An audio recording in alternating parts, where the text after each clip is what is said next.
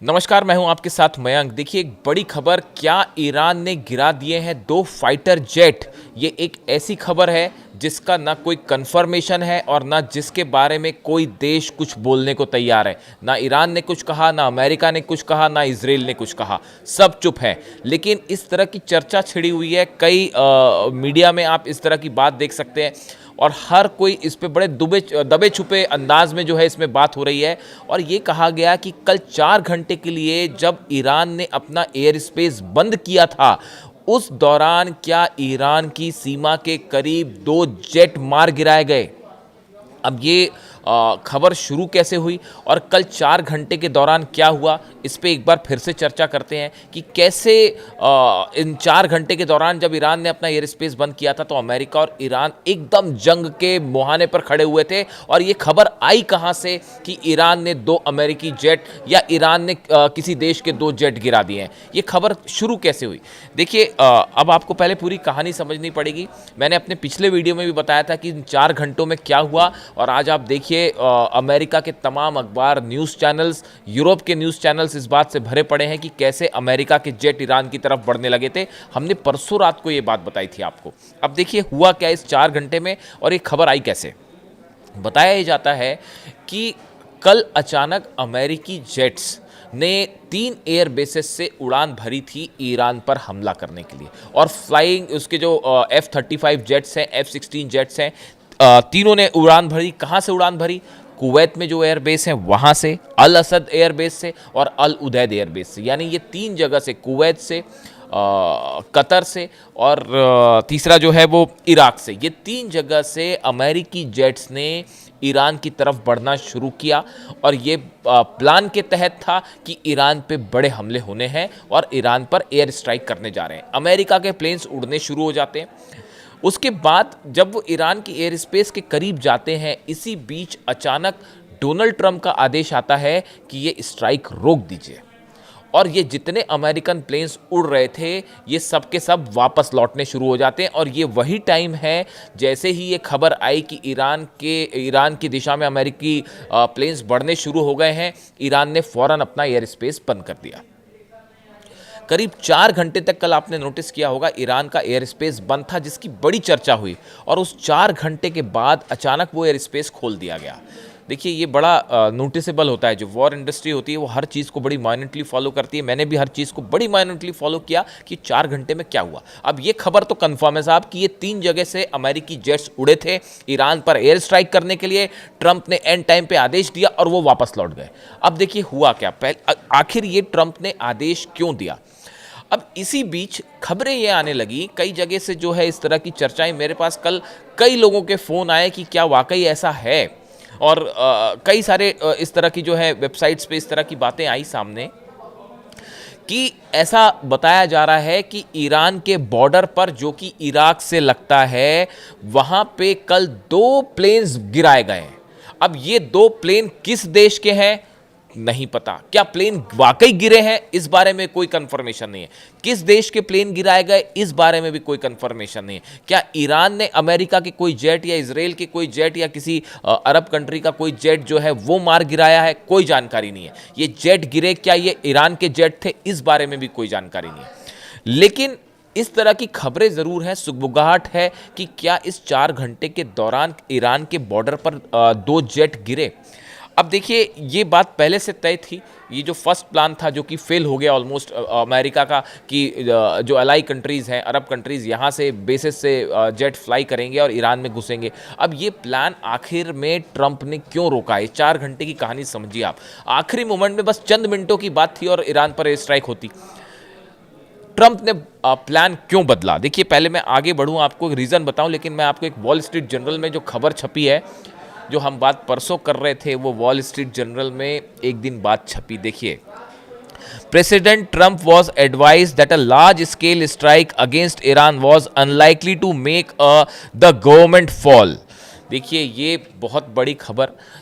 Trump ने क्यों हमले का प्लान एंड टाइम पे बदला, उसकी पहली वजह, ट्रंप के एडवाइजर्स ने उन्हें ये कहा कि अगर आप हमला कर भी देते हैं ईरान पर तो भी उस सूरत में अली खामेनेई साहब को सत्ता से हटाया नहीं जा पाएगा, ये बड़ा मुश्किल है और एयर स्ट्राइक के बाद भी ईरान की जनता उनके साथ खड़ी है। यानी देखिए मुख्य मकसद जो है इस जंग का, मुख्य मकसद जो है वो कैसे अली खामेनेई साहब को सत्ता से हटाया जाए, ये अमेरिका और इजराइल का मुख्य टारगेट है।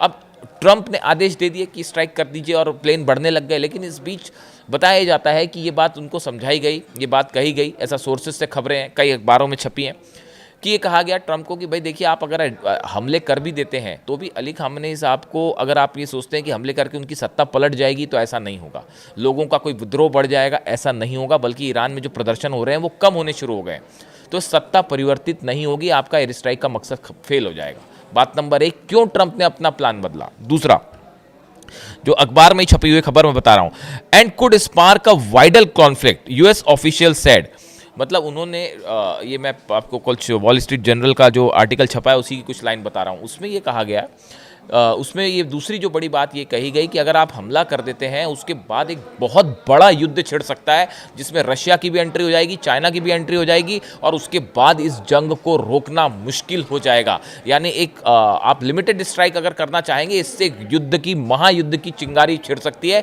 तो हमको अभी हमला नहीं करना चाहिए, ऐसी एडवाइस ट्रंप को दी गई। इसके अलावा जो बात कही गई, तीसरी जो बड़ी वजह थी, ये कहा जा रहा था कि अगर ईरान की तरफ से ये स्टैंड बिल्कुल पोस्चर रेडी था कि अगर एक भी हमला होता है ईरान पर, उसका पहला नतीजा ये होगा कि इजराइल पर जो है वो 750 मिसाइल्स एट ए गो फायर कर दी जाएंगी, कि बिल्कुल तुरंत आपने स्ट्राइक करी और आपको तो जवाब देंगे, ये 700 मिसाइल चली तेल अवीव की तरफ। और इसके लिए नेतन्याहू तैयार नहीं थे, इसके लिए इजराइल तैयार नहीं है, इजराइल का डिफेंस सिस्टम तैयार नहीं है, ये सब जान रहे हैं हम, इसमें कोई छुपी हुई बात नहीं है। बताया जाता है कि नेतन्याहू, देखिए कई अखबारों में खबर है मिडिल ईस्ट की, आप सोर्सेस पढ़िए, कि नेतन्याहू ने खुद डोनाल्ड ट्रंप को मना किया कि अभी हमला मत करिए, इसको कुछ देर टाल दीजिए। अगर नेतन्याहू खुद ये बात कह रहे हैं तो आप समझिए कि कितना खौफ है ईरान की मिसाइल्स का। तीसरी बड़ी बात, चौथी बड़ी बात जो कही गई वो ये कही गई कि अमेरिका अभी पूरी तरह से वॉर के लिए तैयार ही नहीं है। मिडिल ईस्ट में जो सेना है इस समय, 6 वॉरशिप्स हैं, कल मैंने आपको पिछले वीडियो में बताया 6 वॉरशिप है, लेकिन कोई भी एयरक्राफ्ट कैरियर नहीं था।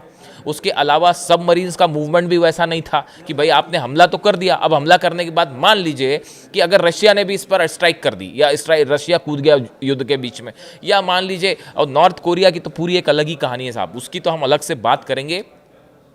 नॉर्थ कोरिया ने तो सीधा सीधा कह दिया कि ईरान को अगर छुआ तो मैं जो है मिसाइल मार दूंगा सीधा अमेरिका के ऊपर और न्यूक्लियर वॉर कर देंगे। वो तो वो एक अपना, वो अपनी अलग धुन में वो बात ही नहीं करते, वो सीधा मिसाइल से जवाब देते हैं। तो नॉर्थ कोरिया ने तो ये कह दिया, उसके लिए मैं एक अलग वीडियो करूंगा। अब अभी देखिए ये तीसरी जो चौथी बड़ी बात थी वो ये बड़ी बात कि डोनाल्ड ट्रंप को ये समझाया गया, ट्रंप एडमिनिस्ट्रेशन को, जो उनके सेना के एडवाइजर्स हैं उन्होंने, कि हमको पहले यहाँ पे मिलिट्री, अगर आप हमला करना चाहते हैं पहले मिलिट्री फोर्स बढ़ाइए यहाँ पे, उसके बाद फिर आप अपना प्रेजेंस बढ़ाइए हथियारों का, उसके बाद हमला करना। उसके बाद तुरंत से जो है वो एयरक्राफ्ट कैरियर मूव होने शुरू हो गए। अब्राहम लिंकन और रूजवेल्ट भी आ रहा है, दोनों जो है कंफर्म है। देखिए कल सब कह रहे थे एक मूवमेंट हुआ है एयरक्राफ्ट कैरियर का, हमने बताया आपको 3 के हुए हैं, 2 का कंफर्मेशन आ गया है। एकदम सही सटीक खबर दी थी हमने कि एक नहीं 2 एयरक्राफ्ट कैरियर का मूवमेंट हुआ है। रूजवेल्ट भी आ रहा है, अब्राहम लिंकन भी आ रहा है, एक रेड सी में आ रहा है और दूसरा शायद ओमान की खाड़ी में आएगा।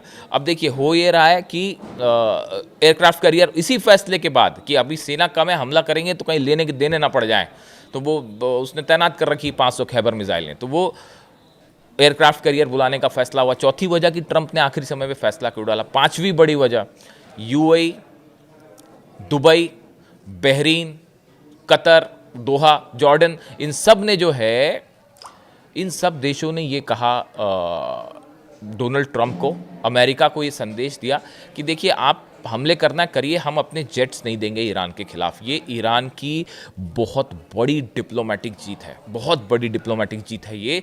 पहला मौका अभी तक हमने, देखिए आपने जब भी देखा होगा कि जब भी हमले हुए ईरान पे, तो जो अरब कंट्रीज़ के बेसिस हैं ये तो है ही अमेरिका के, कोलैबोरेशन है उनका, और वो बेसिस का बड़ी आसानी से वो इस्तेमाल करते हैं, जब चाहते हैं वहाँ हमले करते हैं। लेकिन इस बार अरब कंट्रीज़ ने कहा अपना, उन्होंने एक असहमति जताई कि भाई हम नहीं चाहते आप ईरान पर हमला करें।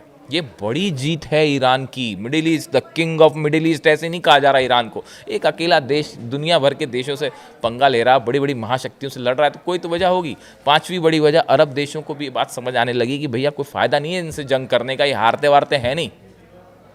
ये ईरान हारने वाला देश ही नहीं है, वो लड़ रहा है, वो लड़ता रहेगा। वो क्या होगा, आप एयर स्ट्राइक करेंगे, कुछ कैजुअलिटी होगी, उधर से फिर तैयारी पिछली बार से ज़बरदस्त है, उधर से वो मिसाइल मारेगा। आप ग्राउंड ऑपरेशन कर लोगे तो आरजीसी के 5 लाख सैनिक तैयार खड़े हैं, तो होगी ज़बरदस्त जंग। उसके बाद क्या होगा, अमेरिका, रूस और चीन चुप थोड़ी ना बैठने वाले।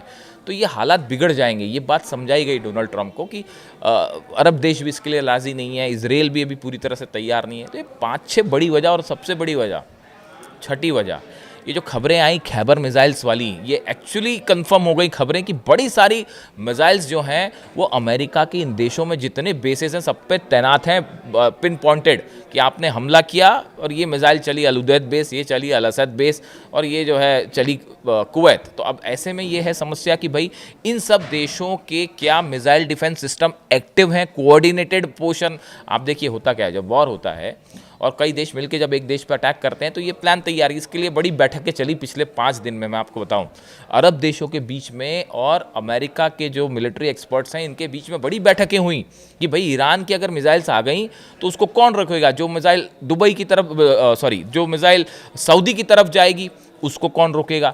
जो मिसाइल जो है वो अल उदैद बेस की तरफ जाएगी उसको कैसे जाम करना है। इराक पर मिसाइल गिरेगी उसको कैसे जाम करना है बेस पे। इजराइल की तरफ जाएंगी उसको कैसे जाम करना है। तो बात ये निकल के आई कि भैया ये तो बड़ा मुश्किल हो जाएगा कि अगर मिसाइल्स नहीं रोकी गई तो आप देखिए पिछली बार वो अल उदैद एयरबेस पर गिरी ना आखिर मिसाइल्स, ईरान की अमेरिकन बेसिस पे गिरी मिसाइल, और वो पहले कहा गया कुछ नहीं हुआ कुछ नहीं हुआ, बाद में पता चला पूरा कम्युनिकेशन सेंटर ही उड़ा दिया था उन्होंने।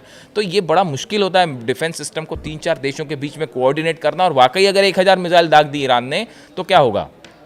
ये बात समझाने के बाद ये सब चीज़ों का आकलन किया गया और उसके बाद ये कहा गया कि ये तय हुआ कि नहीं अभी हमला मत करिए वरना मुश्किल हो सकती है। इसीलिए जेट्स वापस लौटे अमेरिका की। ये है वो 4 घंटे की कहानी जो आपको कहीं कुछ चीज़ें जो लिखी मिली हैं कि ये बात तो कई जगह सामने आ गई हैं कि जैसे ये अमेरिकी अखबारों में ही छप गया है कि भाई क्यों स्ट्राइक रोकी। अमेरिका के अखबारों में the US need more military fire power in Middle East, both to launch a large scale strike and protect American forces. ये भी सब खबरें छपी हुई हैं कि भाई अमेरिका को ये कहा गया डोनाल्ड ट्रंप को कि आपको अपने सैनिकों को बचाना है तो अभी स्ट्राइक मत करिए, पहले और सेना बुलाइए। तो देखिए अब कुल मिला के बात ये है कि अमेरिका फिर से हमला कर सकता है। कई सारे लोगों ने ये बात कही, कई लोग मुझसे पूछ भी रहे हैं, कई लोगों के कमेंट आ गए कि कल डोनाल्ड ट्रंप ने अचानक ये बयान आया। देखिए जब ये फाइटर प्लेन्स वापस आ गए उसके बाद अब ये बात तो तय थी कि ये खबर सब जगह जानी है, तो फिर डोनाल्ड ट्रंप की तरफ से एक बयान आया, अमेरिका की तरफ से एक पोस्टर लिया गया कि भाई ऐसा है कि ईरान ने अपनी फांसी रोक दी है, इसीलिए हम जो है अभी अब देख रहे हैं उसको कि ईरान ने फांसी रोक दी है। इस तरह का बयान आया। शायद इस बात को ध्यान में रखते हुए कि भाई हमने तो प्लेन भेज दिए थे लेकिन फिर हम हमला नहीं कर पाए, वापस आए तो कहीं शर्मिंदगी ना हो, इसलिए क्या इस तरह का बयान दिया गया। कुछ लोगों की ये भी राय है डिफेंस एक्सपर्ट्स की कि ये जो बयान के पीछे की वजह ये थी कि हाँ ईरान ने फांसी रोक दी है, यानी ट्रंप की तरफ से जो एक टेंशन को कम करने की कोशिश थी वो शायद ये शर्मिंदगी से बचने की कोशिश थी। कई डिप्लोमेटिक एक्सपर्ट्स जो हैं इस तरह की बात करते हैं। लेकिन अब देखिए ये तो कहानी, अब इसी बीच ये जो खबर चली कि 2 प्लेन डाउन हो गए हैं और क्या ईरान ने 2 प्लेन मार गिराए, ये कई सारी चीज़ें इसमें कोरिलेट करने वाली बात भी है कि S-400 सिस्टम ईरान ने कहा था हम टेस्ट करेंगे, उसी दौरान ये एयर स्पेस बंद भी हुआ। लेकिन ये प्लेन गिरने वाली बात जो है सिर्फ चर्चा में ही रही, इसका कहीं से कोई कंफर्मेशन नहीं है, लेकिन चर्चा में है। जहाँ आग होती है धुआं वहीं होता है। तो ये 4 घंटे की कहानी, ये मिडिल ईस्ट के इतिहास के वॉर के जो हिस्ट्री जब भी लिखी जाएगी उसमें बेहद इंटरेस्टिंग होंगे ये 4 घंटे की कहानी। और देखिए एक बात और समझिए, ईरान का जो न्यूक्लियर प्रोग्राम है वो हमेशा एक मुद्दा है, था और रहेगा, और अमेरिका वापस हमला कर सकता है। अगर आप ये सोचते हैं कि अमेरिका ने अपने हमले का प्लान बदल दिया है हमेशा के लिए, अभी कैंसिल किया है, लेकिन अमेरिका फिर हमला कर सकता है और ईरान इसके लिए पूरी तरह से तैयार है। अब देखिए मैंने आपको 4 घंटे की कहानी बताई, कुछ कई जगह छपी हुई हैं। वॉर वाली कहानी, प्लेन गिरने वाली अभी साफ़ नहीं है। इससे जुड़ा अगर कोई भी अपडेट होगा मैं आप तक ज़रूर पहुंचाऊंगा। आपको वीडियो कैसा लगा कमेंट करके बताइए। मैं आपके सारे कमेंट्स पढ़ता हूँ, जितने देशों से कमेंट आ रहे हैं मैं सारे पढ़ता हूँ। सबका जवाब नहीं दे पाता कई बार टाइम की वजह से, लेकिन पढ़ता ज़रूर हूँ। Thank you so much.